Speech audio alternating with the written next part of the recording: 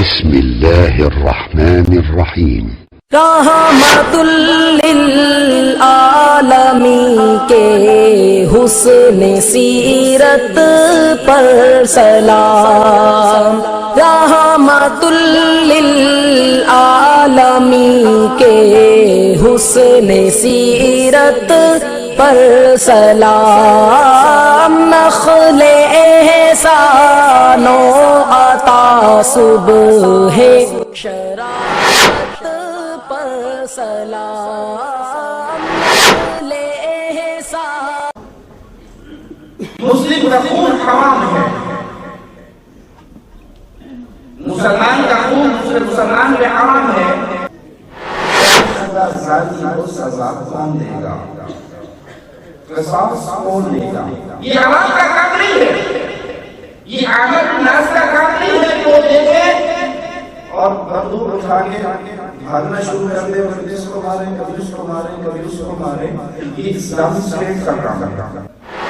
حبیب قسم کھا رہے ہیں یہ بات سنانے سے کہتے ہیں اس اللہ کی قسم جس کے ہاتھ میں جان ہے. اعظم عند اللہ من زوال دنیا. ایک مومن کا بدن اللہ کے نزدیک پوری دنیا میں برباد ہونے سے زیادہ ہے.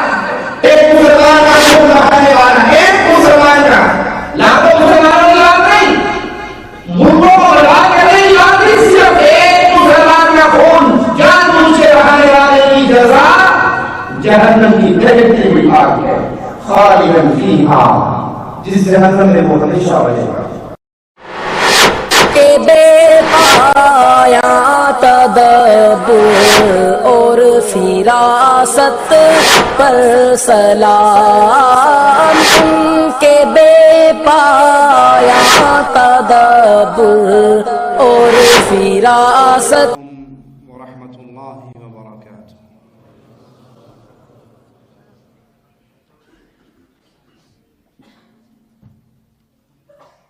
ان الحمد للہ نحمده ونصلي على رسوله الكريم. اعوذ باللہ من الشیطان الرجیم. بسم اللہ الرحمن الرحیم. ومن يقتل مؤمنا متعمدا فجزاؤه جهنم خالدا فيها وغضب الله عليه ولعنه وأعد له عذابا عظيما.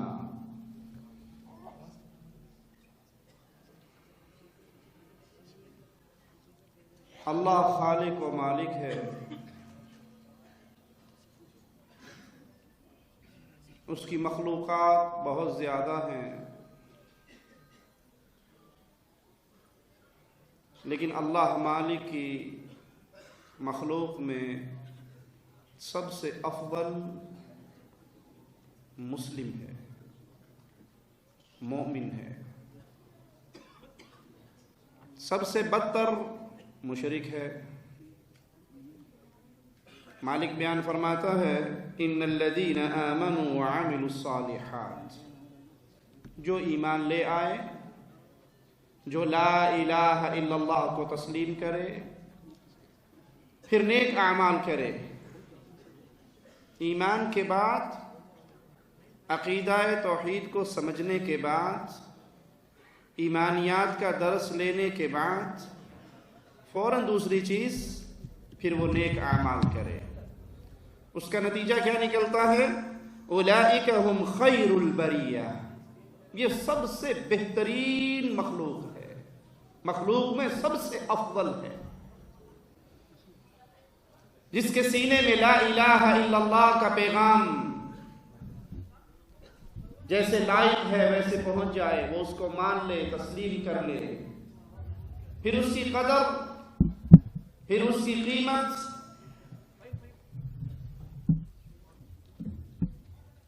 اتنی بڑھ جاتی ہے کہ وہ اللہ مالک کی مخلوق میں سب سے افضل بن جاتا ہے.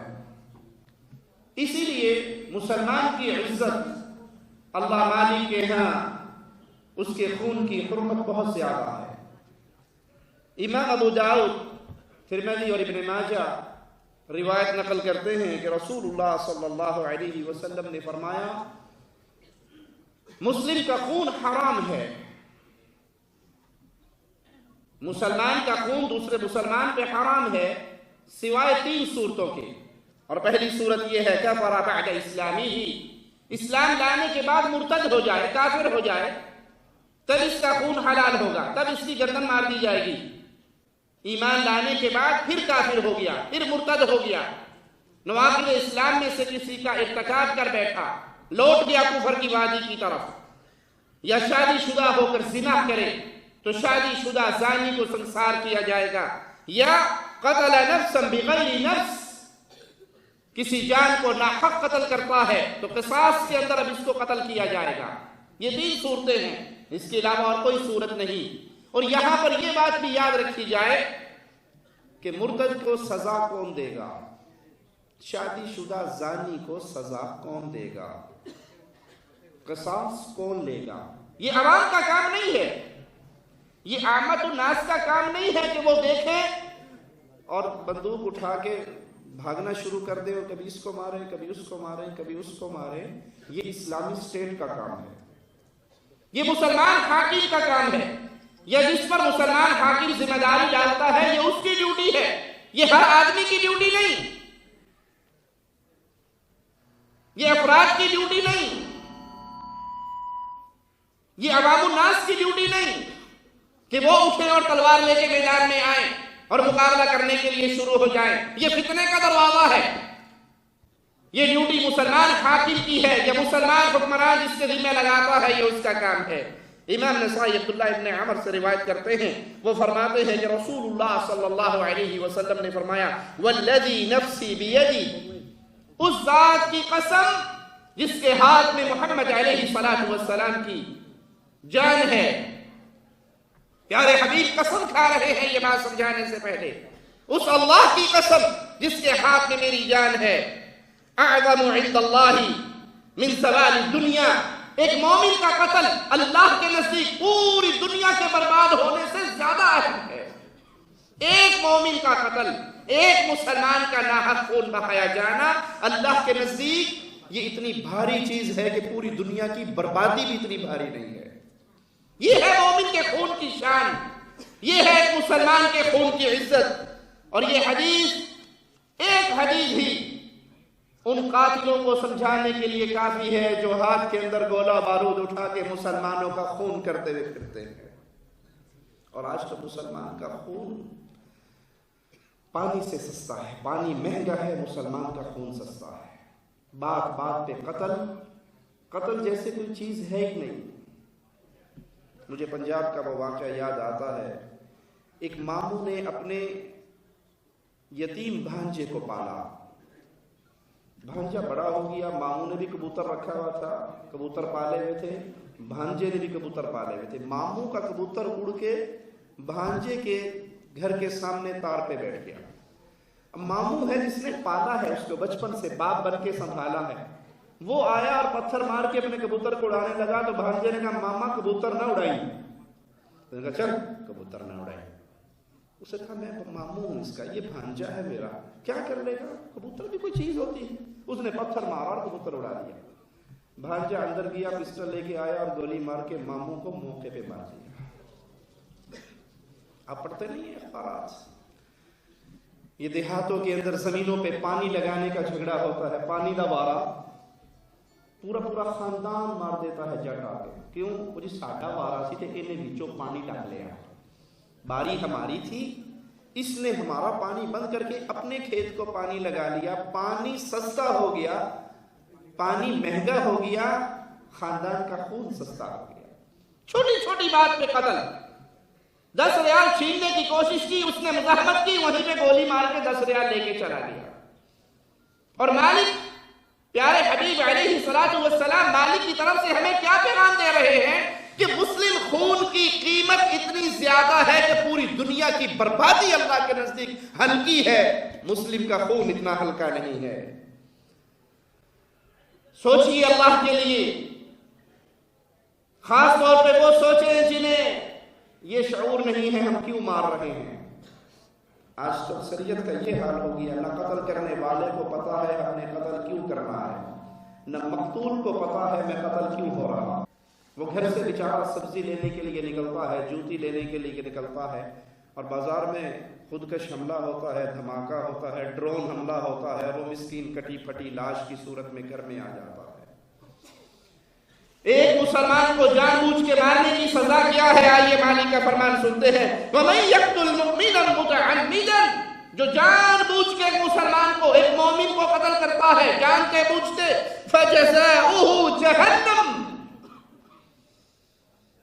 ایک مسلمان کا خون بہانے والا، ایک مسلمان کا، لاکھوں مسلمانوں کی بات نہیں، ملکوں کو برباد کرنے کی بات نہیں، صرف ایک مسلمان کا خون جان بوجھ کے بہانے والے کی جزا جہنم کی دہکتی ہوئی آگ ہے، خالدن فیہا، جس جہنم میں وہ ہمیشہ رہے گا۔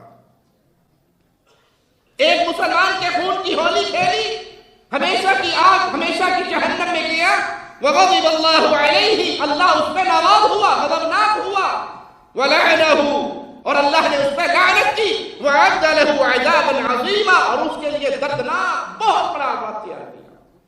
ایک مسلمان کو قتل کرنا، وہ خاندانی لڑائی کی وجہ سے ہو، وہ زمین کے بٹوارے کی وجہ سے ہو، وہ کسی کے گھر چوری چکاری کی بنیاد پہ ہو، وہ کسی وجہ سے ہو، ایک مسلمان کا ناحق قتل کرنا ہمیشہ کی جہنم، دردناک عذاب، اللہ کا غضب، اللہ کی لعنت کا مستحق ہے۔ یہ معاملہ چھوٹا مسئلہ نہیں ہے، یہ عام بات نہیں ہے کہ آپ نے یہ کر لیا پھر استغفر اللہ کی تسبیح کر لی اور اللہ کا خیر صلی اللہ، معاملہ ختم ہو گیا۔ ایسا کرنے والا جہنم کا ایندھن بن رہا ہے، ایسا کرنے والے میں اللہ کی لعنت برس رہی ہے، ایسا کرنے والا اللہ کا غضب لے کے لوٹ رہا ہے، اور جہنم میں اس کے لیے شدید عظیم بہت بڑا عذاب تیار ہے۔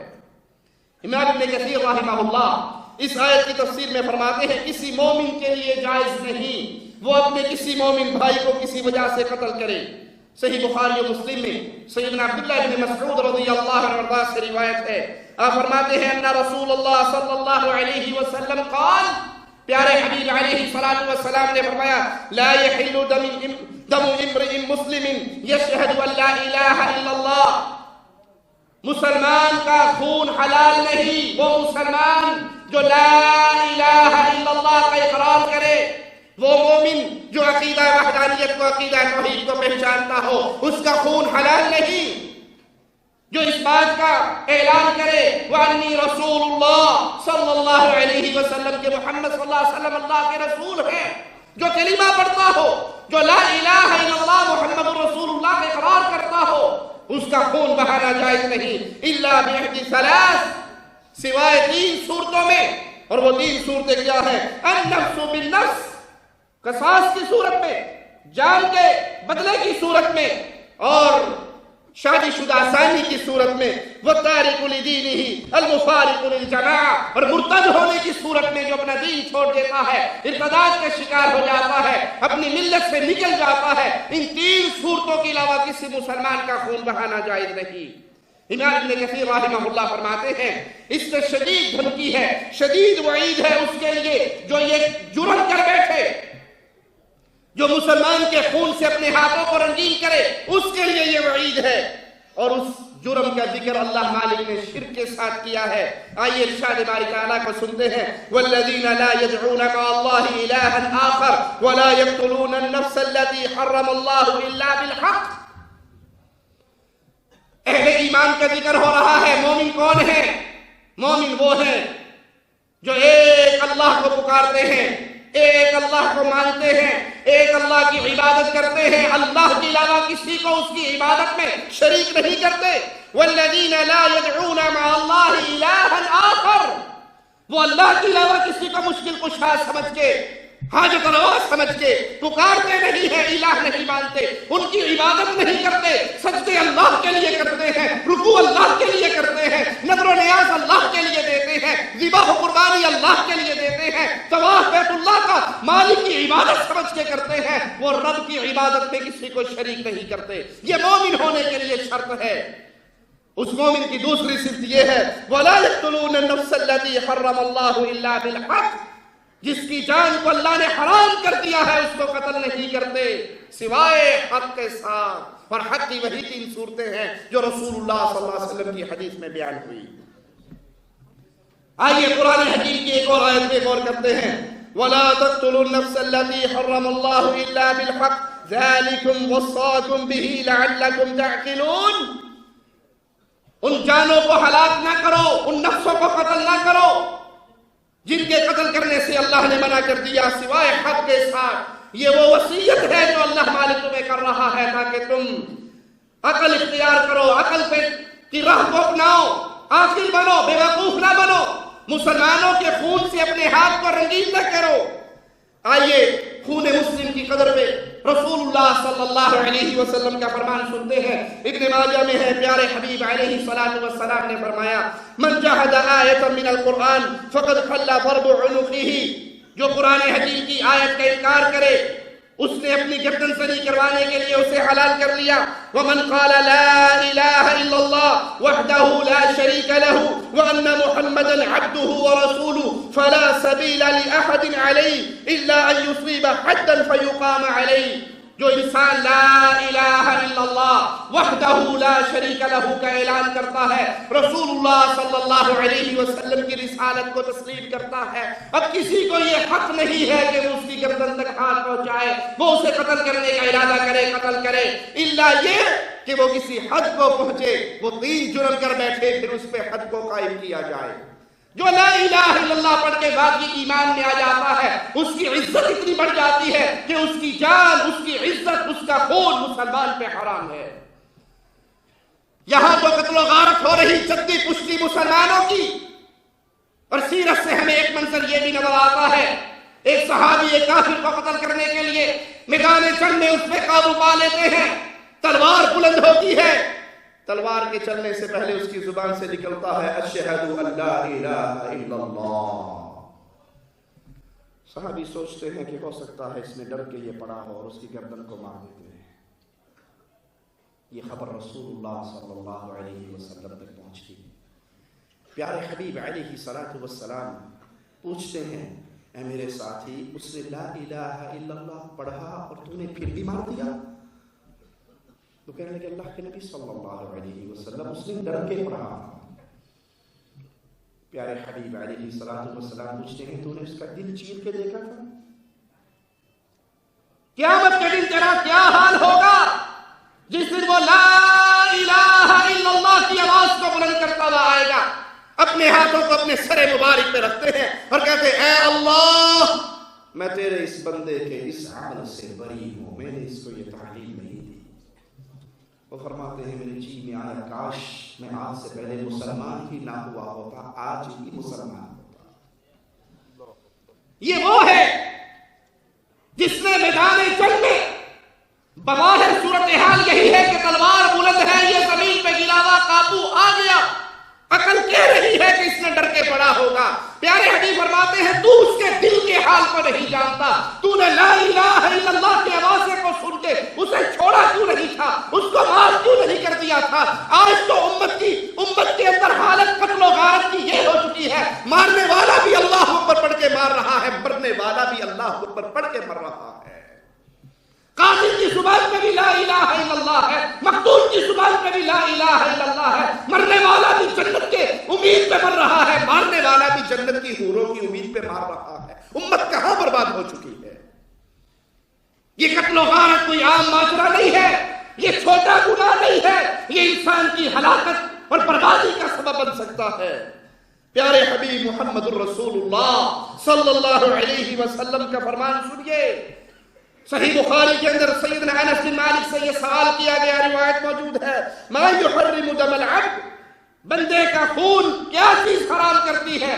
اس کا خون کب محفوظ ہوتا ہے، کب اس کی طرف ہاتھ نہیں بڑھایا جا سکتا، وہ کس طرح اپنے خون کو بچا سکتا ہے، حرام کر سکتا ہے؟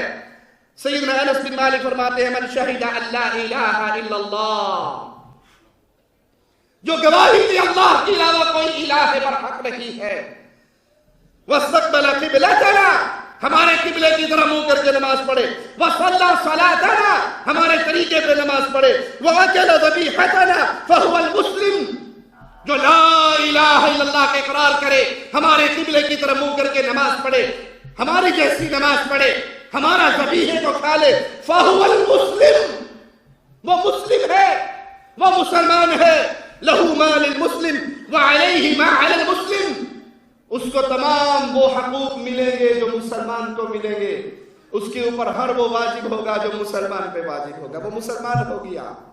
لا الہ الا اللہ کا اقرار کرنے کے بعد، ہمارے قبلے کی طرف منہ کرنے کے بعد، ہمارے طریقے پر نماز پڑھنے کے بعد، ہمارا ہاتھ کا ذبیحہ کھانے کے بعد وہ مسلمان ہو گیا، اس کو وہی حقوق حاصل ہوں گے جو مسلمان کو حاصل ہے۔ ایک شخص آتا ہے سیدنا عبداللہ بن عباس رضی اللہ عنہما کے پاس اور سوال کرتا ہے کہ اگر کسی نے جان بوجھ کے قتل کر دیا اس کی سزا کیا ہے؟ کسی نے جان بوجھ کے قتل کیا اس کی کیا سزا ہے؟ مفسر قرآن پیارے حبیب محمد کریم صلی اللہ علیہ وسلم کے پیارے صحابی جواب میں فرماتے ہیں جزاؤہ جہنم خالدا فیہا وغضب اللہ علیہ ولعنہ وعد له عذابا عظیما، اس کی سزا جہنم کی آگ ہے جس میں وہ ہمیشہ رہے گا، اللہ کا غضب اس پر نازل ہوگا، اللہ کی لعنت اس کے اوپر برسے گی اور اس کے لیے بہت بڑا عذاب ہے۔ عبداللہ ابن عباس فرماتے ہیں یہ وہ حکم ہے جو منسوخ نہیں ہوا،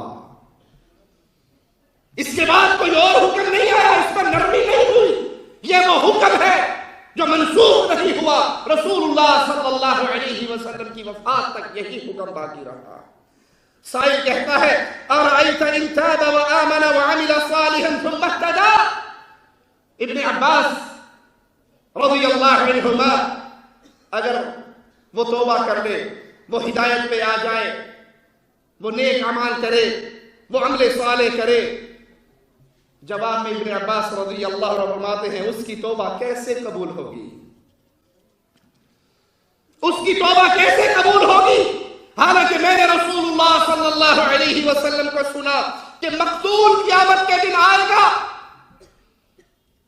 مدرسوں میں گھس کے مسلمان بچوں کو ذبح کرنے والے مجرموں، مسلمانوں کے گلے کاٹنے والوں مجرموں، بازاروں میں آ کر عوام الناس کے اندر حملے کر کے معصوم عورتوں کو ذبح کرنے والوں، معصوم بچوں کا خون بہانے والوں، کفار کے دست و بازو بن کے مسلمان بستیوں پہ بموں کے حملے کرنے والوں، مسلمان بستیوں کو اجاڑنے والوں، گھر میں بیٹھی ہوئی معصوم بہنوں کو ذبح کرنے والوں، دودھ پیتے ہوئے معصوموں کا لہو بہانے والوں، 4 دن کی وفادار کی زندگی کے لیے دشمنوں کے اعلی کار بن کے اہل ایمان کے خون سے زمین کو رنگین کرنے والوں، آؤ پیارے حبیب کا فرمان سنو، آؤ محمد کریم کا فرمان سنو، آؤ امام الانبیاء کا فرمان سنو صلی اللہ علیہ وسلم۔ مقتول قیامت کا دن ہوگا، آئے گا، اس کے دائیں یا بائیں ہاتھ میں قاتل کی بازو ہوگی، اس کے زخم کھلے ہوئے ہوں گے، اس کا لہو ابل رہا ہوگا، خون بہتا ہوگا، وہ آ کے اپنے اللہ کے عرش کے سامنے کھڑا ہو جائے گا، اس کا خون بہ رہا ہے، اس کے زخم کھلے ہیں، قاتل کا ہاتھ اس کے دائیں یا بائیں ہاتھ میں ہے، اور وہ کہے گا یا رب یا رب، اے میرے اللہ، اے میرے مالک، اے میرے خالق، سل عبدک فیما قتلنی، اس بندے سے پوچھ اپنے اس نے مجھے کس جرم میں قتل کیا۔ جن مجرموں کے ہاتھ رنگین ہیں علماء کے خون سے، جن مجرموں کے ہاتھ رنگین ہیں مدرسوں میں مسجدوں میں قرآن حفظ کرنے والے معصوم بچوں کے لہو سے، جن مجرموں کے ہاتھ رنگین ہیں گھر میں بیٹھی ہوئی معصوم عزتدار بہنوں کے لہو سے، جن مجرموں کے لہو میں ہاتھوں میں خون چڑھا ہوا ہے، دودھ پیتے ہوئے معصوموں کا، بازار میں شاپنگ کرتے ہوئے مسلمانوں کا، قیامت کے دن اے قاتلو، یہ مقتول تمہاری بازو پکڑ کے تمہیں کھینچ کے اللہ کے عرش کے سامنے لے کر آئے گا اور کہے گا پوچھ اس سے اللہ اس نے مجھے کیوں قتل کیا؟ کیا جواب دو گے؟ کون چھڑانے آئے گا؟ कौन तुम्हारी सपोर्ट करने आएगा? किसके मुआहदे तुम्हारे काम आएंगे कि हमारा फलां से मुआहदा था और हमारा फलां से मुआहदा था, हम खामोश रहे, हम मजबूर थे। क़यामत के दिन तुम्हें उस अज़ाब से कौन बचाएगा? सैयदना मुआविया से रिवायत है, फरमाते हैं कि रसूलुल्लाह सल्लल्लाहु अलैहि वसल्लम ने फरमाया, कुल्लु ज़ंबिन असल्लाहु अन यग़फ़िरह, हर गुनाह के बारे में उम्मीद की जा सकती है कि अल्लाह उस गुनाह को माफ कर दे, सिवाय उसके जिसने किसी मोमिन की जान को कत्ल किया और उसके जो कुफ्र की हालत में मर गया। प्यारे हबीब अलैहिस्सलातु वस्सलाम के फरमान को फिर अपने दिल में जगा लेना। हर गुनाह पे उम्मीद की जा सकती है कि अल्लाह मालिक माफ फरमा देगा, सिवाय उसके जिसने किसी मुसलमान को, मोमिन को, मुस्लिम को कत्ल किया होगा, और सिवाय उसके जो हालत कुफ्र पे मरा होगा, जो शिर्क अकबर करता हुआ मरा, जो कुफ्र बवाह करता हुआ मरा, इसके लिए माफी की कोई सूरत नहीं है।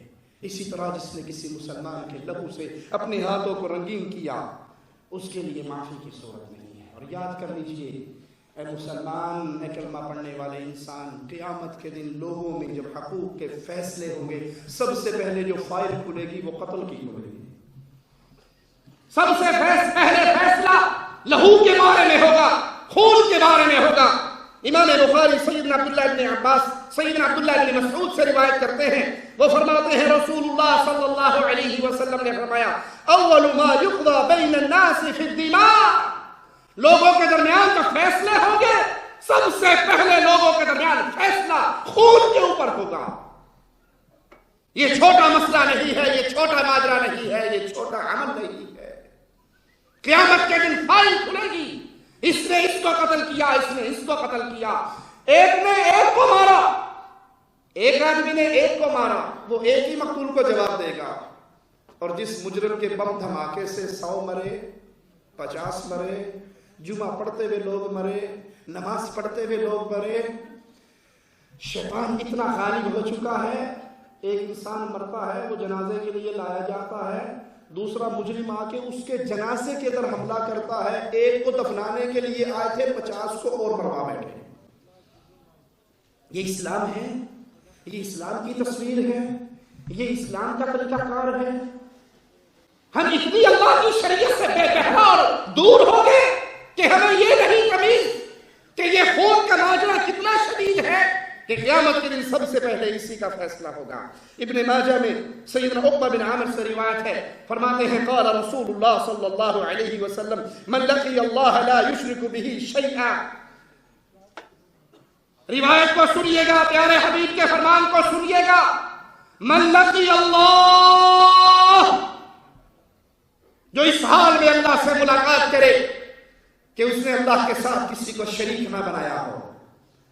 माना क्या, उसकी जुबान से कभी या अली मदद का नारा ना निकला हो, उसने कभी या रसूल अल्लाह मदद की पुकार ना लगाई हो, उसने अपना माथा कभी किसी कब्र पे, किसी दरगाह पे, किसी पीर के कदमों में न टेका हो, उसने किसी बाबे की कब्र को रुकू ना किया हो, उसने कभी गैरुल्लाह के लिए ज़िबाह ना किया हो, ना मंदिर पे किया, ना मूर्ति पे किया, ना पीर के लिए किया, ना जिन के लिए किया, ना आस्ताने के लिए किया, ना आसेब को भगाने के लिए किया। उसने ज़िबाह किया तो अल्लाह के लिए, उसने भरोसे किए तो अल्लाह पर, उसने मांगा तो अल्लाह से, उसने पुकारा तो अल्लाह से, उसने शिफा की दरखास्तें की तो अल्लाह को, उसने इज्जतें मांगी तो अल्लाह से, औलाद का सवाल किया तो अल्लाह से, वो मांगता अल्लाह से रहा, पुकारता अल्लाह को रहा, इबादत अल्लाह की करता रहा। उसकी गर्दन काट दी गई, लेकिन उस गर्दन को गैरुल्लाह के लिए झुकाया ना जा सका। जो इस हाल में अल्लाह के पास जाए कि उसने शिर्क ना किया हो और उसके साथ अगला अमल लम यतनद्दा बिदमिन हराम दखल जन्नह, जो इंसान मुशरिक होकर न मरे, मोमिन होकर मरे और किसी मुसलमान के खून में उसने अपने हाथों को रंगीन न किया हो, अल्लाह इसको जन्नत में दाखिल कर देगा। जहन्नम से बचने के लिए 2 बातें इस हदीस में बयान हुई, शिर्क न करना, बापों की कब्रों पे माथे न टेकना, इनको दाता मुश्किल कुशा न समझना, इनको हाजत रवा और बिगड़ी बनाने वाला न जानना। ये मजबूर थे, ये मजबूर थे, अल्लाह की कसम मजबूर थे। कितने बड़े से बड़े पीर साहब भी हों, जब वो फौत हुए थे लोगों ने उसका कपड़े काट के उतारे थे या नहीं? زندوں نے اس کا استنجا کروایا تھا یا نہیں؟ اب تو کبھی پہنچیاں سرکاراں نے انہوں نے کچھ نہیں کہتا، بڑی پہنچیاں ہیں، ان کی قبر پہ چیڑی بیٹھے انہیں پتا ہوتا ہے، چیڑا بیٹھے انہیں پتا ہوتا ہے۔ جب استنجا ہو رہا تھا ان کو پتا تھا کون کروا رہا ہے؟ حبیب کی ڈیڈ باڈی باہر تھی، استنجا لوگ کروا رہے تھے، پیٹ دبا کے گندگی نکال رہے تھے، غسل وضو ہو رہا تھا، ان کو پتا تھا کیڑا چھیڑ چھاڑ کر رہا ہے میرے نال؟ پتا تھا ان کو؟ نہیں پتا تھا۔ اور اگر پتا تھا تو یہ اٹھ کے خود کیوں نہیں کر رہے تھے؟ زبان حال سے کہہ رہے تھے کر لو جو کرنا ہے، میں تو لمحہ ہی پہ ہوں، میرے تو نہیں کچھ پتا کی ہونا ہے۔ یہ خود کیوں نہیں اٹھے تھے؟ یہ اللہ کی قسم مجبور ہے۔ جب انسان کے جسم اور روح کا رشتہ ٹوٹ جاتا ہے وہ مجبور ہو جاتے ہیں، اتنے مجبور ہو جاتے ہیں کہ استنجا آپ کرواتے ہو، غسل آپ کرواتے ہو، کفن آپ پہناتے ہو، قبر میں آپ اتارتے ہو، مٹی آپ ڈالتے ہو، اس مٹی کے اوپر ہلکا سا پانی بھی آپ پھینکتے ہو کہ مٹی اڑ کے یہ قبر کی ڈھیری کا نشان ختم نہ ہو جائے، یہ سب کچھ آپ کرتے ہو؟ جی بولو، آپ کرتے ہو؟ پھر عقل کتنی ماری جاتی ہے؟ یہ کرنے کے بعد ہاتھ اٹھا لیتے ہو، بابا جی ہون تک اسی چنگی کی تھی، اگے تو چنگی کرے، اب تک ہم نے تیرا خیال رکھا ہے، اندر جا کے میرے بچوں کا خیال تو نے رکھنا ہے۔ پیارے بھائیوں، یہ شرک اکبر اتنا بڑا جرم ہے، رب محمد کی قسم اگر محمد کریم کے چچا ابو طالب اس شرک کے اوپر مر گئے، کلمہ نصیب نہیں ہوا، ان کو بھی جہنم سے کوئی بچا۔ پیارے حبیب علیہ السلام نے فرمایا جہنم میں سب سے کم عذاب میرے چچا ابو طالب کو ہوگا، اس کے پاؤں میں آگ کی 2 جوتیاں، یا ایک روایت میں آگ کے 2 انگارے رکھے جائیں گے جس سے اس کا دماغ ایسے کھولے گا جیسے چولہے پہ ہنڈیا ابلتی ہے، اور وہ سمجھے گا مجھ سے بڑا عذاب کسی کو نہیں ہو رہا۔ یہ شرک وہ جرم ہے، اور اس کے بعد حدیث میں اگلا جرم کیا بیان ہوا؟ جہنم سے حقدار بننے والا، جنت سے محروم کر دینے والا کہ اس کے ہاتھ کسی حرام خون میں ملوث نہ ہوئے ہو، اس نے کسی مسلمان کو قتل نہ کیا ہو۔ ابو داؤد میں سیدنا عبادہ بن صامت سے روایت ہے کہ رسول اللہ صلی اللہ علیہ وسلم نے فرمایا من قتل مؤمنا، جس نے کسی مومن کو قتل کیا بغیر وجہ کے، ناجائز ظلم کے ساتھ، لم يقبل اللہ منہ صرفا ولا عدلا، اللہ اس کی نہ نفل قبول کرے گا نہ فرض قبول کرے گا۔ حدیث سنیے، اللہ کا واسطہ ہے، کانوں کی کھڑکیوں کو کھولیے، حدیث کے الفاظ بڑے شدید ہیں، میں آپ کو سنانے لگا۔ ابن ماجہ میں سیدنا ابو ہریرہ رضی اللہ عنہ سے روایت ہے، قال رسول اللہ صلی اللہ علیہ وسلم من عان على قتل مؤمن بشطر کلمۃ لقی اللہ مکتوب بین عینی آئس من رحمت اللہ۔ یہاں قتل کا ذکر نہیں ہو رہا، یہاں گولی چلانے کی بات نہیں ہے، یہاں ڈرون حملے کی بات نہیں ہے، یہاں خودکش حملے کی بات نہیں ہے، یہاں ریموٹ سے بم دھماکہ کرنے کی بات نہیں ہے، اس سے بہت ہلکی بات کی پیارے حبیب محمد رسول اللہ صلی اللہ علیہ وسلم نے، من عان علی قتل مؤمن بشطر کلمۃ، اگر کسی نے کسی مسلمان کے قتل پہ زبان سے ایک جملہ کہہ کے بھی مدد کی، وہ اللہ کو اس حال میں ملے گا، اس کی آنکھوں کے درمیان لکھا ہوگا یہ رب کی رحمت سے مایوس ہے۔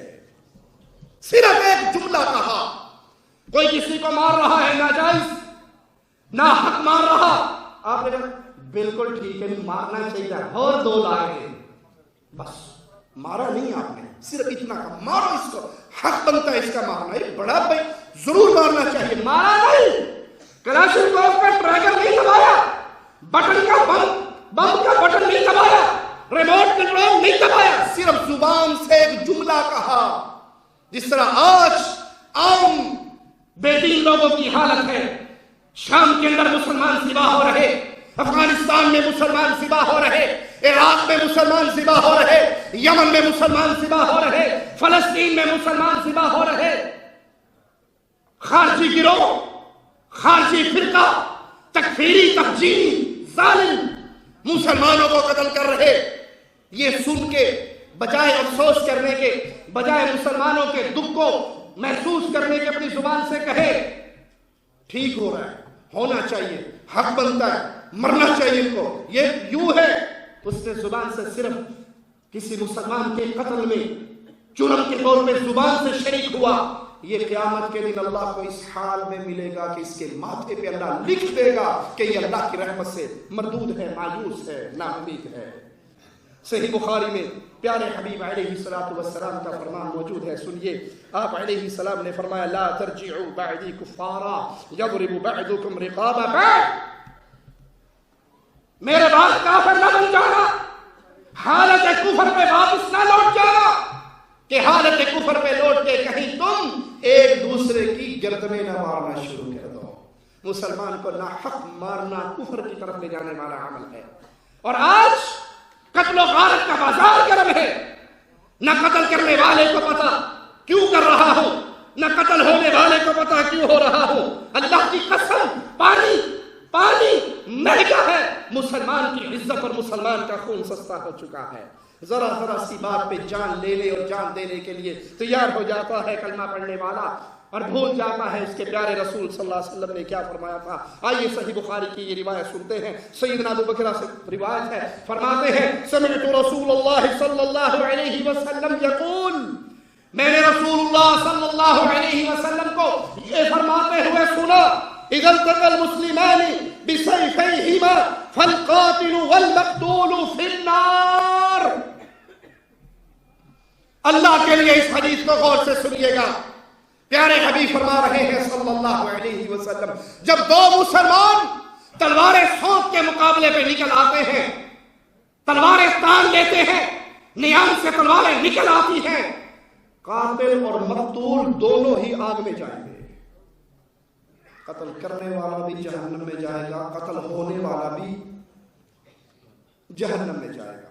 سائل پوچھتا ہے رسول اللہ صلی اللہ علیہ وسلم سے, فقلت یا رسول اللہ صلی اللہ علیہ وسلم, میرے پیارے نبی کا نام آئے تو محبت سے کہیں صلی اللہ. آپ ایک دفعہ کہو گے صلی اللہ علیہ وسلم, اللہ آپ پہ اپنی 10 رحمتوں کا نزول فرما دے گا. ایک وظیفہ بتا کے جاؤ, آپ بھی وظیفے نہیں دس دے, لو وظیفہ سن لو ہم سے. تعویذ گنڈے والے مجرموں کے پیچھے نہ بھاگا کرو, حدیث رسول کا وظیفہ سن لو.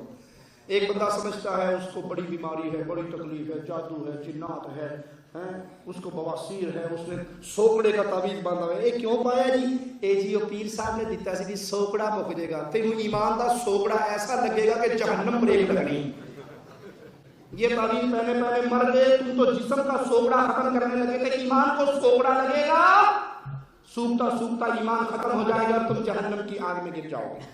یہ کیوں چھلا پہ اے جی او بابا بری سرکار دے دربار تو لیا سی تے بواسیر مک جاندی ہے. بابا بڑا پہنچا ہوا ڈاکٹر ہے جس نے بواسیر کا علاج پتھروں میں رکھ دیا ہے. یہ سب ڈرامے باز ہیں, دھوکے باز ہیں, عزتوں کے ڈاکو, ایمان کے ڈاکو, عقیدے کے ڈاکو. آؤ وظیفہ میں دے کے جاتا ہوں. اچھا آپ کو کتنی بھی تکلیف ہو, جب آپ پر اللہ اپنی 10 رحمتیں نازل کرے گا, تکلیف باقی رہے گی؟ سوچئے گا, اگر غلط ہو تو مجھے کہیے گا.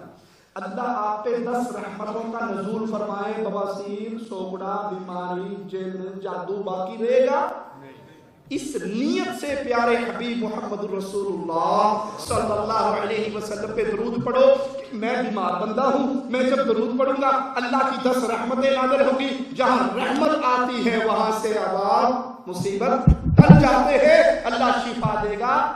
پیارے نبی صلی اللہ علیہ وسلم کے نام پہ کبھی خاموش نہ رہے. وہ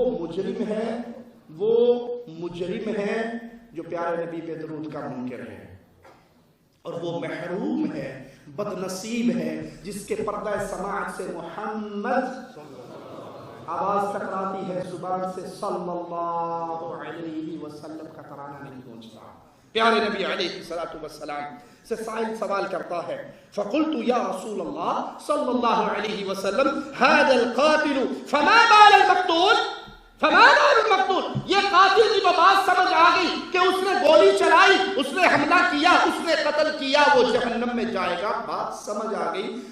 مقتول کا جرم کیا ہے, وہ تو مارا گیا نا، وہ تو قتل ہوا ہے، وہ جہنم میں کیوں جائے گا؟ آپ نے فرمایا قال انه كان حريصا على قتل صاحبه، اس لیے وہ جہنم میں جائے گا کہ تل انہیں بھی لایا سی کہ میں انہوں ماروں گا، وہ داؤ نہیں چلیا، ارادہ اس کا بھی اپنے بھائی کو قتل کرنے کا تھا، اس کا داؤ نہیں لگا، دوسرے کا داؤ لگا، نکلے دونوں اس نیت سے کہ ہم نے ایک دوسرے کو مارنا ہے، ایک مارا گیا ایک بچ گیا، اس دنیا میں بچ گیا، جہنم سے دونوں نہیں بچ سکتے، قاتل بھی جہنم میں جائے گا، مقتول بھی جہنم میں جائے گا۔ اے اللہ تجھے تیرے پیارے ناموں کا واسطہ ہے، ہم جتنے یہاں بیٹھے ہیں ہم سب کے چہروں کو جہنم کی آگ سے محفوظ فرما۔ ایک جان کا قتل کتنا شدید ہے، کتنا حکیم ہے، آئیے قرآن حکیم کی آیات سے سنتے ہیں۔ سورۃ مائدہ ہے، آیت نمبر 32 ہے، من قتل نفسا بغیر نفس او فساد فی الارض فکأنما قتل الناس جميعا، جس نے ایک جان کو قتل کیا، ناحق خون بہایا، زمین میں فساد پھیلانے کے لیے خون بہایا، اس نے ایک انسان کو نہیں مارا، گویا پوری انسانیت کو مار دیا۔ قیامت تک جتنے قتل ہوں گے اس پہلے قاتل کے کھاتے میں وہ سارا خون جمع ہوگا جس نے اس برے عمل کی ابتدا کی تھی۔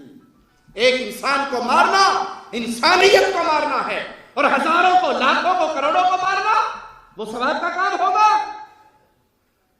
اسی طرح اگر کوئی ایک کی جان بچاتا ہے، وَمَنْ أَحْيَاهَا فَكَأَنَّمَا أَحْيَا النَّاسَ جَمِيعًا، جس نے ایک کی زندگی بچائی اس نے ایک ہی نہیں بچائی، گویا پوری انسانیت کی بچائی۔ مسلم کے خون کی قدر کتنی ہے، آئیے سنیے۔ ترمذی میں یہ روایت سیدنا عبداللہ بن عمر سے ہے، وہ فرماتے ہیں رسول اللہ صلی اللہ علیہ وسلم نے فرمایا لَزَوَالُ الدُّنْيَا أَهْوَنُ عَلَى اللَّهِ مِنْ قَتْلِ رَجُلٍ مُسْلِمٍ، پوری دنیا کی بربادی اللہ کے نزدیک ہلکی ہے، ایک مسلم کا خون بہایا جانا ہلکا نہیں ہے۔ پوری دنیا کی بربادی اتنی اہم نہیں ہے جتنے ایک مسلمان کا خون اہم ہے۔ مسلم کے خون سے ہاتھ رنگین کرنے والے مجرموں، سوچو قیامت کے دن تم اللہ کے دربار میں کس منہ سے پیش ہوگے۔ اور آج جس پرفتن دور سے ہم گزر رہے، خون مسلم ارزاں ہے، سستا ہے، بے قیمت و قدر ہے، لٹایا جا رہا ہے، بہایا جا رہا ہے، مسلمان کو گاجر مولی کی طرح کاٹا جا رہا ہے۔ کہیں تو یہود و نصارہ کے ظلم کے پنجے مسلمانوں کے سینوں کو چھلنی کر چکے ہیں۔ عراق اور افغانستان، فلسطین کے میدان مسلمان لاشوں کے ساتھ سجے ہوئے ہیں، مسلمان بہنوں کی عزتیں تار تار ہو رہی ہے، مسلمان کے خون کو زمین کو پلایا جا رہا ہے، زمین رنگین ہو رہی ہے۔ کہیں بورما کے اندر مسلمانوں کو زندہ جلایا جا رہا ہے، ہزاروں مسلمان بورما میں زندہ جلا دیے گئے، ان کی لاشوں کو بھی آگ لگا دی گئی۔ ہزاروں مسلمان فلسطین میں اب تک یہودیوں کے جرم کا لقمہ بن چکے، بیٹیوں کی عزتیں تار تار ہوئی۔ یہ مسلمان کی حالت ہے، یہ مسلمان کے ساتھ سلوک ہو رہا ہے۔ اور اگر کہیں مسلمان یہود و نصارہ کے پنجوں سے محفوظ ہیں تو یہود و نصارہ کے ایجنٹ رافضی یہود و نصارہ کی نمائندگی کرتے ہوئے مسلمانوں پہ ظلم کے تیر برسا رہے ہیں۔ نہیں یقین کسی کو، آئیے میں اس کو بات یہ یقین میں لے جاتا ہوں، چلیے یمن کے میدان کو دیکھیے، یمن میں حوثی شیعہ رافضی دماغ کے اہل سنت کا گھیراؤ کرتے ہیں، مسلمانوں کا خون بہاتے ہیں، یہ محاصرہ طویل ہوتا ہے، بالآخر اہل سنت کو وہ علاقہ چھوڑنا پڑتا ہے اور رافضیت وہاں پہ غالب آتی ہے۔ مسلمانوں کا خون بہایا گیا یمن کے اندر حوثی رافضی شیعوں کے ذریعے، اور ان مجرموں نے ان مسجدوں کو بموں کے دھماکوں سے اڑایا جن مسجدوں کے مینارے سے اشہد ان لا الہ الا اللہ کا آواز گونجتا تھا، جن مسجدوں کے میناروں سے حی علی الصلاۃ کی آواز گونجتی تھی۔ اور ان کا ڈرامہ دیکھیے، ان کا دھوکہ دیکھیے، اہل سنت کی دماغ کی مساجد کو بموں سے اڑایا جا رہا ہے، اور جب دھماکہ ہوتے ہیں تو زبان سے آواز لگتی ہے موت لامریکہ، موت لاسرائیل۔ مارتے اہل سنت کو ہے، نام امریکہ کا لیتے ہیں۔ مارتے کس کو ہیں؟ اہل سنت کو نام کس کا لیتے ہیں؟ امریکہ کا، اسرائیل کا، تاکہ لوگوں کو دھوکہ دے سکے کہ ہم امریکہ اور اسرائیل کے سب سے بڑے دشمن ہیں۔ اللہ کی قسم، رافضیت امریکہ اور اسرائیل کی سب سے بڑی خادمہ ہے، دشمن۔ بھائی تم مسلمان کو مار رہے ہو، سنی کو مار رہے ہو، اہل سنت کا خون بہا رہے ہو، اور نام کسی اور کا، کام کوئی اور۔ وہ بالکل ویسے ہی کہ پنجاب کے اندر شادی ہوئی، شادی ہوتے ہوئے لڑکی والے نے اپنی بیٹی کو جہیز نہیں دیا۔ وہ لڑکی کا باپ ایک دن گزر رہا، لڑکے کے باپ کو وہ دیکھتا ہے کھلی جگہ پہ بیٹھا، قبلے کی طرف منہ کیا، پیشاب کر رہا ہے۔ وہ لڑکی کے باپ نے گزرتے ہوئے نصیحت کرتے ہوئے کہا کہ ادھر قبلہ شریف ہے، ادھر منہ کر کے پیشاب نہ کرو، ادھر قبلہ ہے۔ تو اس کی اس بات کا جواب دینے کی بجائے کھڑا ہو کے کہے گا مینوں پتا ہے جنہ کڑی کو تجھے جہیز دیتا سی، مجھے پتا ہے تو نے بیٹی کو جہیز میں جو سامان دیا تھا مجھے سارا پتا ہے۔ انہوں نے کہا بھائی میں بیٹی کے جہیز کی بات ہی نہیں کی، میں تو کہہ رہا ہوں ادھر قبلہ ہے، ادھر منہ نہ کر۔ اسے غصہ کس بات پہ تھا؟ جہیز نہ ملنے، اس نے وہ پیشاب والی بات کو بھلا دیا، جہیز والی بات کو یاد رکھا۔ مجھے پتا ہے تو نے بیٹی کو کیا کچھ دیا تھا، میں سب جانتا ہوں۔ مارتے اہل سنت کو ہو، لا الہ الا اللہ پڑھنے والوں کا خون کرتے ہو اور زبان سے جھوٹ بولتے ہو، موت امریکہ کی اور موت اسرائیل کی، تم سے بڑا ظالم اور جھوٹا دنیا میں اور کوئی پیدا نہیں ہوا۔ یہ یمن کے اندر اہل سنت کا حال ہے۔ اسی طرح شام کے میدان کو دیکھیے، شام کے میدان کے اندر، شام کی سرزمین میں اب تک آزاد رپورٹ میں اقوام متحدہ کے قول کے مطابق 1,00,000 اہل سنت کو ذبح کیا جا چکا ہے، قتل کیا جا چکا ہے۔ مسلمان قتل ہو رہے، بچیاں قتل ہو رہی، بچیوں کی اجتماعی آبرو ریزی ان رافضیت سے، ان علویوں سے، ان نصیریوں کے مجرموں نے کی۔ معصوم بچوں کو نیزوں کی نوک پہ چڑھایا، گولیوں سے بھونا، اجتماعی طور پہ ہزاروں کو ذبح کر کے ایک ایک قبروں میں دفن کیا، ہزاروں کو جیل میں قید کیا اور ان کو بھوکا رکھا، اتنا بھوکا رکھا کہ یہاں تک کہ موت طاری ہو گئی۔ ہلاکو خان اور چنگیز کے دور کے مظالم آج کے نصیری شامی رافضیوں کے مظالم پہ پیش کیے جائیں۔ چنگیز کے مظالم تھوڑے ہیں، ہلاکو خان جو موجودہ دور کا بشار مجرم، اس کے جرم ان سے بھی بڑے ہیں۔ شام کی جنگ یاد رکھنا، شام کی جنگ کرسی کی جنگ نہیں ہے، سیاست کی جنگ نہیں ہے، شام کی جنگ اہل سنت اور رافضیت کی جنگ ہے، ایمان کی جنگ ہے، عقیدے کی جنگ ہے۔ یہاں بنیاد یہ ہے کہ یہ ایک اللہ کو ماننے والا، اللہ کا نام لینے والا، اور یہ غیر اللہ کو سجدے کرنے والا، مسلمانوں کو بھوک کے شکنجے میں ایسا کس دیا گیا۔ میں نے اس شامی مسلمان سنی ماں کو دیکھا، رب محمد کی قسم، وہ اپنے گھر سے اپنے بچوں کی بھوک کو برداشت نہ کرتی ہوئی باہر نکلتی ہے، چوک پہ کچرے کے ڈھیر پہ آ کے بچی ہوئی سڑی ہوئی گندگی کو تلاش کرتی ہے اور اپنے معصوم بچوں کے لیے اس کچرے کے ڈھیر سے گندگی کو اٹھا کے گھر لے جاتی ہے۔ اس سے پوچھنے والا پوچھتا ہے ماں یہ تو کیا کر رہی ہے؟ وہ جواب میں کہتی ہے ایک ہفتہ گزر گیا، میرے بچوں نے کھانے کا منہ نہیں دیکھا ہے، شاید یہ بدبو ان کی بھوک پر غالب نہ آئے اور وہ اسی کچرے کے چیزوں کو کھا کر اپنی بھوک کو مٹا لیں۔ اہل سنت کا خون اتنا سستا کہ ہمارے جانور کھانے پہ مسلمان اپنی جان بچانے کے لیے مجبور ہو گئے۔ یہ مناظر انسان کو ہلا دینے والے مناظر ہیں۔ یہ یہود و نصارہ سے بڑھ کر اہل سنت پہ ظلم کرنے والے یہی رافضی ہیں۔ اور یقین نہیں آتا تو آؤ میں اور آپ کو وادی یقین میں لے کے جاتا ہوں۔ ملا باقر مجلسی کی کتاب حق الیقین ہے، جس کی جلد اول اور صفحہ 527 ہے، اس پہ وہ لکھتے ہیں کہ جب ہمارا 12واں امام آئے گا، 12واں امام کہاں سے آئے گا؟ جی نہیں یاد آپ کو کہاں چھپا تھا؟ جا کے غار کے اندر چھپا تھا، اور وہ غار سے نکلے گا۔ یہ دکانداری چلائی ہوئی ہے، کہا جب وہ امام ہمارا باہر آئے گا، باہر آنے کے بعد سب سے پہلے کافروں سے پہلے ملا باقر مجلسی کے لفظ کو سنیے، کفار سے پہلے اہل سنت علماء کو قتل کرے گا۔ یہ قائم آل محمد ہے جو خون بہائے گا، اور محمد کریم کہتے ہیں جس نے کلمہ پڑھنے والے کے لہو سے اپنے ہاتھوں کو رنگین کیا، جنت اس پہ حرام ہو گئی۔ اہل سنت کے آئمہ، اہل بیت کے آئمہ پاک ہے، پاکیزہ ہے تمہارے اس جھوٹ سے۔ یہ تم نے اپنے پاس سے من گھڑت باتیں بنا رکھی ہے۔ بصائر الدرجات رافضیت کی دوسری کتاب صفحہ 553 پہ لکھا ہے کہ امام مہدی جب آئے گا، اور میں نے پہلے کہا یہ جھوٹ ہے، وہ مہدی جس کی خبر محمد الرسول اللہ صلی اللہ علیہ وسلم نے دی، وہ عظیم ہستی ہے جو دنیا سے ظلم کو مٹا کر امن قائم کرنے کے لیے آئے گا۔ وہ ظلم کے پہاڑ گاڑنے کے لیے نہیں آئے گا۔ لیکن رافضیت کا جھوٹا مہدی ذرا سنیے، وہ کہتا ہے کہ جب آئے گا تو پھر مدینہ پہنچے گا، نعوذ باللہ ثم نعوذ باللہ، نقل کفر نباشد، ابو بکر و عمر کی قبروں کو پھاڑے گا، نعوذ باللہ سیدہ عائشہ کی قبروں کو پھاڑے گا، ان کے جسموں کو درختوں پہ ٹانگے گا، پھر ان کو حد قائم کرے گا، درے مارے گا اور سزا دے گا۔ انا للہ و انا الیہ راجعون۔ یہ اعمال کسی عام مسلمان کے نہیں ہو سکتے، کجا فقط کے ایمان کے ہوں۔ اور جو توہین کرے اصحاب محمد الرسول اللہ کی، جو توہین کرے سیدہ کائنات عائشہ صدیقہ بنت صدیق کی، اللہ کی قسم ہمیں محمد کریم نے حکم دیا ہے جب تم صحابہ کی توہین کرتے ہوئے کسی کو دیکھو، گالی دیتے ہوئے دیکھو، تم کہو تم پہ اللہ کی لعنت برسے۔ اور جو یہ اعمال کرے اصحاب مصطفیٰ کی قبروں کی توہین کر کے، اجساد مبارکہ کی توہین کر کے، ہم حدیث رسول پہ عمل کرتے ہوئے کہتے ہیں اس پہ اللہ کی لعنت ہو۔ جو یہ تصور اپنے دل میں لے کر آتا ہے۔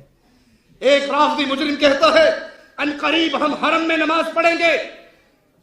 ٹیلی ویژن اینکر پوچھتا ہے میں بات نہیں سمجھا، حرم میں نماز پڑھنے کی بات آپ نے کیسے کی؟ حرم تو کھلا ہے، جاؤ نماز پڑھو۔ کہا نہیں، ہم نے رافضیت میں لشکر تیار کر لیا، انتظار کر رہے ہیں امام کا، امام غائب کام آل محمد باہر آئے گا، پھر اس کی قیادت میں ہم جہاد کرتے ہوئے پہنچیں گے۔ اور لفظ کہتا ہے اللہ اپنے عذاب کا کوڑا اس کے منہ پہ برسائے، کہتا ہے ہم سعودی کافر حکومت کا خاتمہ کریں گے، حرمین شریفین کو ان سے آزاد کروائیں گے، تمہاری سوچ پہ تمہارے اوپر اللہ کی لعنت برسائے۔ أم في إيران ندربهم حيثما تقتضي الضرورة. نحن جهزنا جيش إن شاء الله سنصلي في الحرمين الشريفين إن شاء الله. لم أفهم هذه العبارة، ماذا تقصد بأنكم ستصلون بالحرمين الشريفين؟ هل سيغزو هذا الجيش الحرمين الشريفين؟ سنقضي إن شاء الله على النظام السعودي الكافر الملحد وعلى كل الأنظمة التي تحارب الإسلام وتجهز شعوبها لمحاربة الإسلام ومحاربة النبي وتأييد إسرائيل وتأييد أمريكا. كيف ستحاربونهم؟ قلت أنه الإمام سلام الله عليه قريب الظهور وسيظهر إن شاء الله. یاد رکھنا میرے جملے کو، سعودی عرب سے دشمنی کرنے والوں کی دشمنی کی وجہ بھی میں آپ کو بتاتا ہوں۔ دھرتی کا یہ واحد ملک ہے جہاں پہ لا الہ الا اللہ کی حکومت قائم ہے، شرک اکبر موجود۔ قبر پرستی کی صورت میں جاؤ، پوری دنیا کو دیکھ لو، دھرتی پہ سعودی عرب وہ واحد ملک ہے جہاں پہ کسی پیر بابے کی قبر کی پوجا نہیں ہوتی۔ کوئی نسوڑی شاہ، کوئی پھسوڑی شاہ۔ پچھلے دنوں میں نے پیر بابے کی قبر دیکھی، اس پہ بڑا سارا بورڈ لگا ہوا پیر بابا شادی شہید۔ یہ پتہ نہیں بیاہ کرانے واسطے شہید ہویا یا بیاہ کرا کے شہید ہویا۔ وہ حیدرآباد کے ہمارے ایک بھائی، ہم نے انہیں کہا آپ کی شادی نہ دوسری کروا دیں، کہا شیخ بیگم نے کہا ہے کروا دیجئے، پہلے کھانے میں ہی زہر دوں گی دونوں کو۔ یہ بھی لگتا ہے کہ بیاہ کرا کے شہید ہویا۔ تمہیں نام رکھنے کے لیے بھی نام نہیں ملتے، اللہ تمہیں ہدایت ہے، پیر بابا شادی شہید۔ وہ کسی پیر بابے کی قبر ہے سعودی عرب میں؟ یمن سے چلیے طائف تک پہنچیے، جائیے، ڈھونڈے ڈھونڈے پھرے، تمہیں یہاں پہ گردنیں جھکتی بھی نظر آئیں گی تو رب العالمین کے سامنے آئیں گی۔ کسی الو والے بابے کے، کسی بٹیرے شاہ، تتر شاہ، ککڑ شاہ نظر آئے گا کوئی؟ دشمنی یہ ہے، دشمنی کی وجہ یہ ہے کہ یہاں پہ اشہد ان لا الہ الا اللہ کا وعدہ گونجتا ہے، الصلاۃ والسلام علیک یا نور من اللہ کا وعدہ کیوں نہیں گونجتا؟ یہ دشمنی کی وجہ ہے۔ یہاں توحید کا رواج ہے، اللہ تجھے تیرے پیارے ناموں کا واسطہ ہے، اللہ سعودی عرب کی حفاظت فرما، اللہ یہاں کے علماء کی حفاظت فرما، اللہ یہاں کی حکومت کی حفاظت فرما، اللہ خادم حرمین شریفین کو مزید توحید کے لیے محنت کرنے کی توفیق عطا فرما، اس کو صحت والی زندگی عطا فرما، اس کو نیک صحبت عطا فرما، بری صحبتوں سے بچا، اللہ اس کے ذریعے اسلام کی مدد فرما، مسلمانوں کی مدد فرما، رافضیوں کی چالوں کو واپس رافضیوں پہ لوٹا، اہل سنت کے قاتلوں کی چالوں کو واپس ان پہ لوٹا۔ باشعور مسلمان جب نظر دوڑاتا ہے تو اسے خون مسلم بہتا ہوا نظر آتا ہے۔ کفار قوموں کے زہریلے پنجے مسلمانوں کے سینوں کو چھلنی کر چکے ہیں۔ یہی مسلمان جب ماضی میں جھانکتا ہے تو مسلمان عزت کے آسمان کا چمکتا ہوا تارا نظر آتا ہے۔ وہ مسلمان حکمران تھا جس نے آسمان پہ بھٹکتی ہوئی ایک بدلی کے ٹکڑے کو دیکھا تھا اور کہا تھا جہاں تیرا جی چاہتا ہے برس، جہاں تیرا جی چاہتا ہے برس، تیرے پانی سے جو انگوری پیدا ہوگی اس کا خراج میرے بیت المال میں ضرور آئے گا۔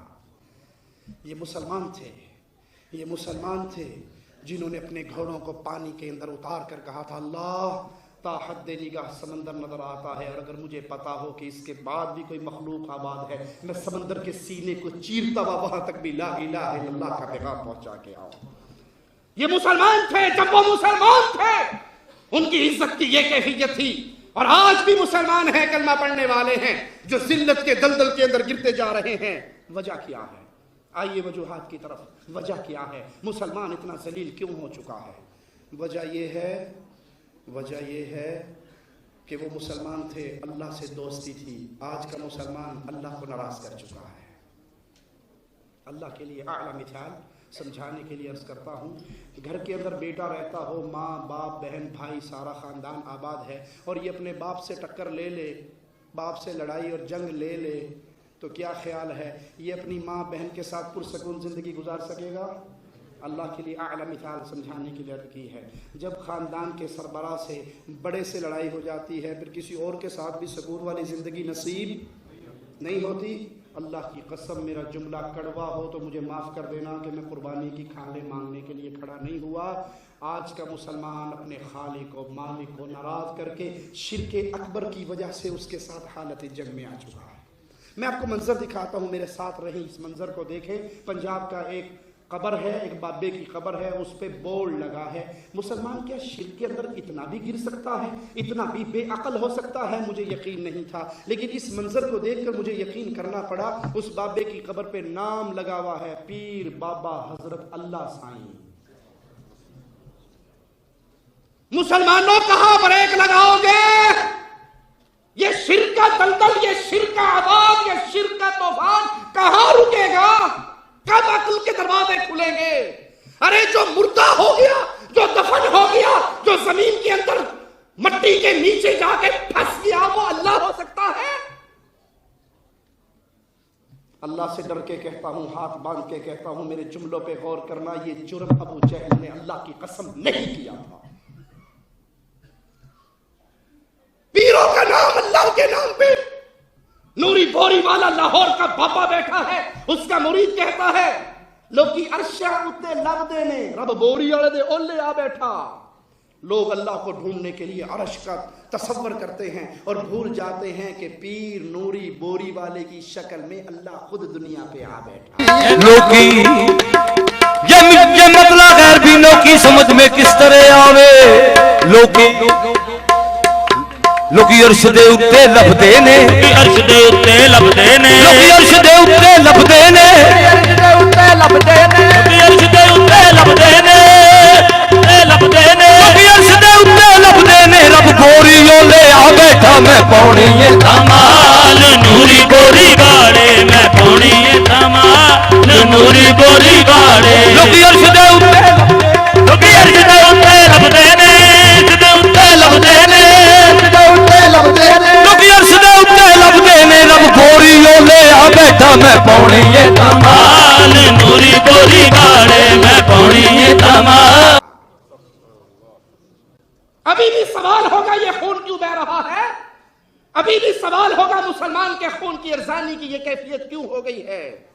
مسلمان شرک کی اندھیری رات میں گم ہو چکا ہے، حالانکہ اسے شرک سے بچنے کا حکم دیا گیا تھا۔ مالک کا فرمان سنیے، لا تجعل مع اللہ الہا آخر فتقعد مذموما مخذولا۔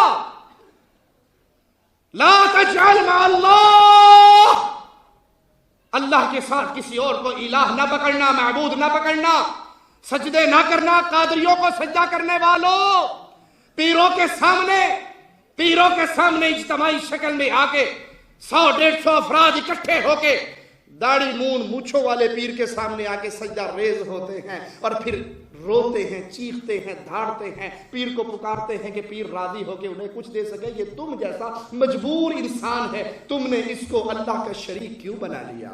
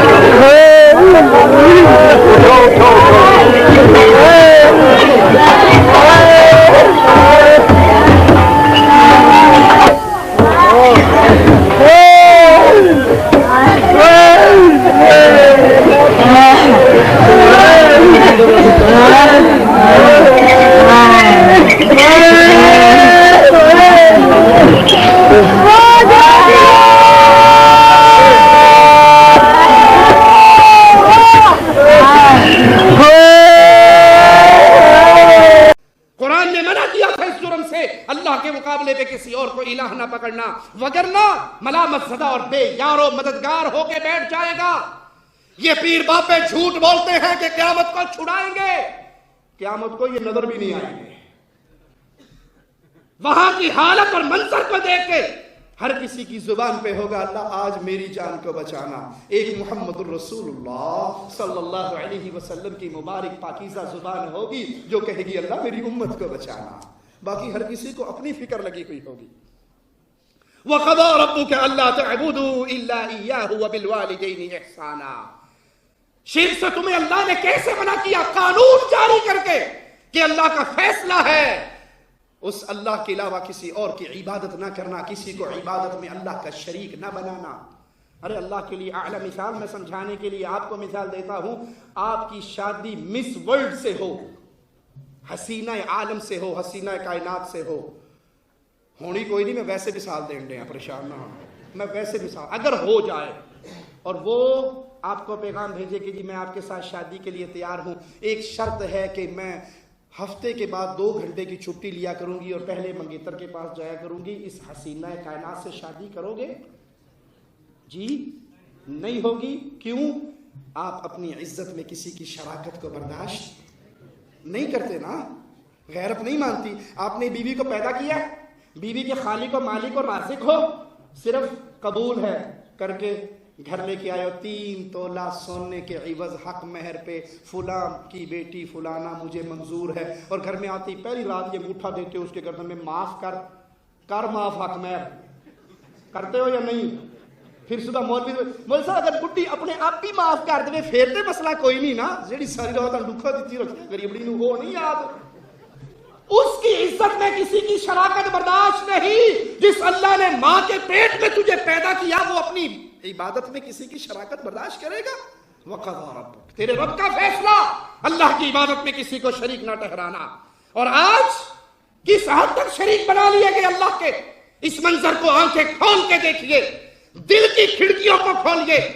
قبروں کا بنا ہوا، قبروں کے اوپر بنا ہوا یہ قبہ جو کعبے کی شکل کا بنایا ہے، جس طرح مسلمان بیت اللہ میں جا کے طواف کر کے اللہ کی عبادت کرتے ہیں، قبر پرستوں نے قبروں کے اوپر بالکل اسی شکل کا کی بلڈنگ بنائی ہے، کبھی اس کے اوپر کالا غلاف چڑھا دیتے ہیں، کبھی لال چڑھا دیتے ہیں، کبھی نسواری چڑھا دیتے ہیں، اور باقاعدہ اس کا ویسے ہی طواف ہوتا ہے جیسے بیت اللہ کا طواف ہے۔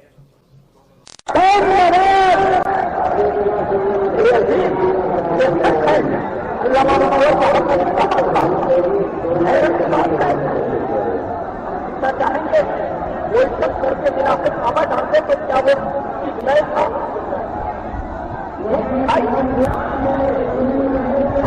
اللہ लाभ होता तो कामकाज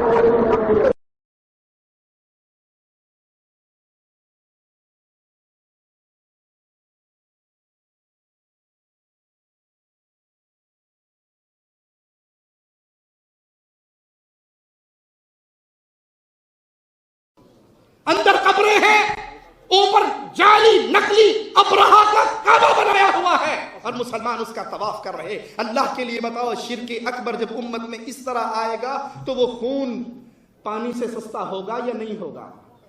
ये जुर्म है, ये वजह है। लोग जिंदगी में तवाफ करते हैं कब्रों का, हमने भी देखा है। मैं आपको ये मंजर दिखा रहा हूं, जरा आंखें खोल के देखना। ईरान के अंदर एक मरने वाला मर जाता है, जनाजा पढ़ाने से पहले उसकी लाश को लाके का तवाफ करवाया जाता है, पीरो बाबे की कब्र का तवाफ करवाया जाता है। अभी भी पूछते हो मुसलमान का खून अर्जा क्यों हो गया है? अमीर अल-मुअमिनीन सल्लल्लाहु अलैहि और बक़ियत अल-मराक़िब يقول أخذوا يطوفون به شفت آثار العذاب ظاهرة عليه لأنه العبد بمجرد ما تنفصل هذه الروح عن البدن إما إلى جنة إما إلى نار. هناك بداية المعاينة، لكن عندما يجيبون الميت إلى هذا المرقد المطهر العذاب يرتفع عنه احتراما لأمير المؤمنين. मुसलमान की हलाकतों की सबसे बुनियादी पहली वजह शिर्क अकबर है। तौहीद इज्जत देती है, शिर्क इंसान को जलील कर देता है। हमने पूछा जिंदगी में तवाफ तो समझ आया, मरने के बाद तवाफ कहा, इसलिए किसी को शक ना रहे कि मुशरिक सी बेईमान सी मरन तो बाल दी मोर शिर्क दी लाके कब्र जफनाया। जिंदगी में भी शिर्क करवाते हैं, मरने के बाद भी शिर्क करवाते हैं। जिन औलिया अल्लाह को अल्लाह मालिक का शरीक बना बैठे, उसकी मोहब्बत ऐसी गालिब आई कि अल्लाह की तौहीन करना इन मुजरिमों के नजदीक आसान है। अपने औलिया की तौहीन करना इनके नजदीक आसान नहीं, यकीन नहीं आता। तो आइए मेरे साथ इस जाकिर के जुमले को सुनते हैं। वो कहता है कि जब अली जवान हुए और अली का फातिमा रज़ियल्लाहु अन्हुमा से रिश्ते का वक़्त आया तो अल्लाह मालिक ने कहा कि ए मोहम्मद सल्लल्लाहु अलैहि वसल्लम, मुझे पता है रिवाज है दुनिया का कि लड़की वाले के घर में लड़के वाले खुद चल कर आते हैं। अब अली का निकाह आखिरी जिम्मेदारी मेरी है, मैंने करवाना है, लेकिन मैं कदीर होने के बावजूद मजबूर हूं कि जिस्म जान नहीं रखता, मेरा जिस्म नहीं, मेरा हाथ नहीं, मेरी सूरत नहीं। अगर मेरा जिस्म होता मोहम्मद सल्लल्लाहु अलैहि वसल्लम, फातिमा का रिश्ता मांगने के लिए, मैं अली का हाथ मांगने के लिए तेरे दरवाजे मदीने में खुद चल कर आता। भेजे ना। अब आखिरी फरीजा रहता है, अली पे जवानी की बहार है, शादी के काबिल हो गया है, मेरी आखिरी जिम्मेदारी है अली का घर बसाना। और मेरे हबीब, मैं इस रीत, इस रिवायत को भी जानता हूं कि बेटे वाला बादशाह क्यों ना हो, बेटी वाला भिखारी क्यों ना हो, बेटे वाले को चल के जाना पड़ता है। लेकिन मेरे हबीब, तू जानता है कि मैं कदीर होने के बावजूद जिस्म की मजबूरी रखता हूं, मेरा बदन नहीं। वरना तेरी मोहब्बत की कसम, अगर जिस्म होता रिश्ता लेने मदीने चल के आता।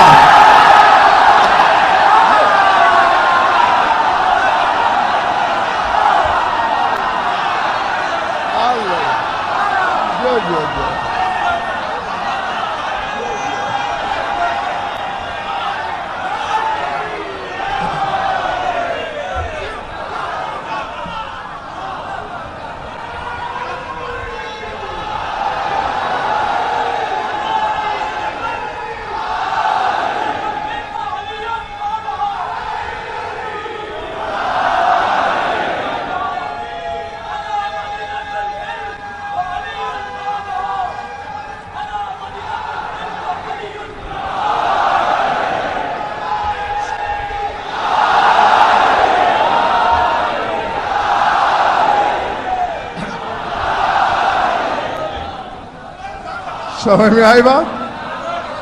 अगर बदन होता चल के आता।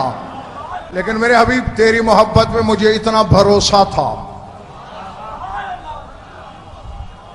इतना नाज था کہ تیرا میرا گھر بانٹا ہوا نہیں ہے، تو محسوس نہیں کرے گا۔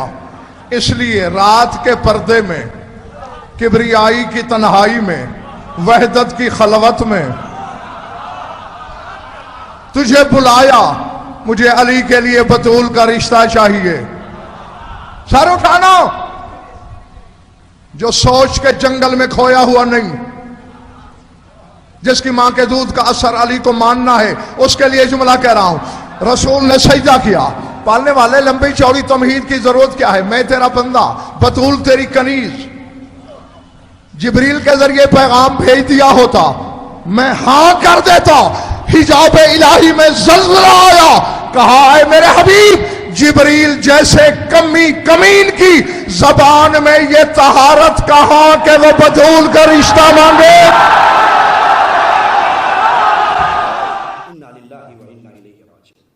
اس سے بڑھ کر بھی اللہ مالک کی توہین ہوگی؟ اگر اللہ کہتا ہے میرا جسم ہوتا، میں فاطمہ کا ہاتھ مانگنے کے لیے اے محمد علیہ السلام تیرے دروازے پہ چل کے آتا، میں قدیر ہونے کے باوجود مجبور ہوں۔ اللہ کی قسم، جو مجبور ہو وہ اللہ نہیں ہے، یہ تمہارے بنائے ہوئے جھوٹے الہوں کا تصور ہے۔ تعالی اللہ عما یقولون۔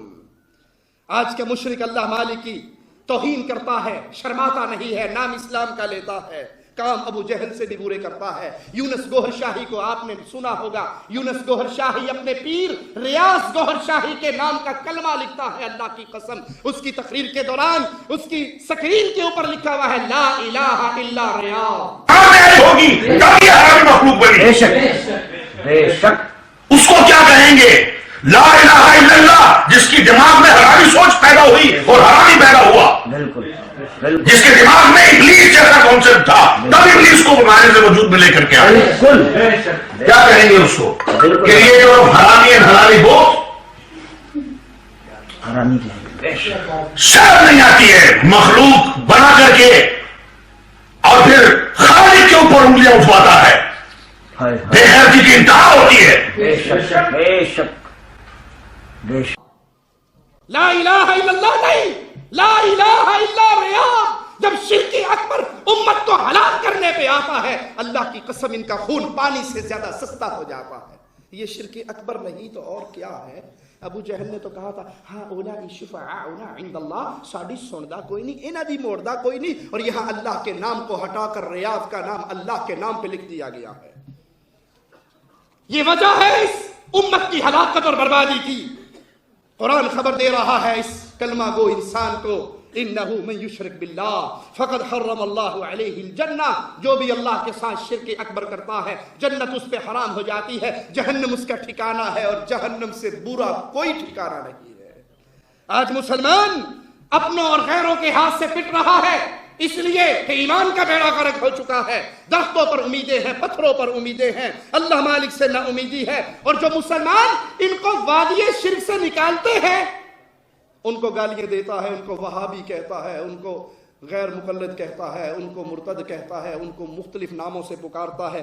آئیے اس ذاکر کا جملہ سنیے، وہ کہتا ہے اہل حدیث کو گالی دیتے ہوئے، وہابیوں کو گالی دیتے ہوئے، کہ وہابی کتے سے زیادہ نجس ہے، جہاں مل جائے واجب القتل ہے۔ يقول هذه فتوى، هذا يلزم الامام بالانتظار السلبي عليه لعنه الله تعالى. نعم، يقول هذه فتوى، كلمة فتوى وظيفة، فتوى موجودة، الفتوى موجودة، محمد الصادق قالها قبل 7 سنين، قالها الوهابي نجس بل أنجس من الكلب. خذ سلاحك وقاتل كل وهابي نجس. فالوهابي الإرهابي الكافر الناصبي الوحشي يجب قتله، وكل من يؤيده بنحو أو بآخر من رجل دين أو غير رجل دين يجب قتله. ومن لا يقول بوجوب قتل هؤلاء وبوجوب قتل مؤيديهم فهو علانية يكفر بالقرآن الكريم. جرم کیا ہے؟ محمد بن عبد الوہاب رحمہ اللہ کا جرم کیا تھا؟ اس نے قولوا لا الہ الا اللہ کی تحریک کو دوبارہ زندہ کیا تھا۔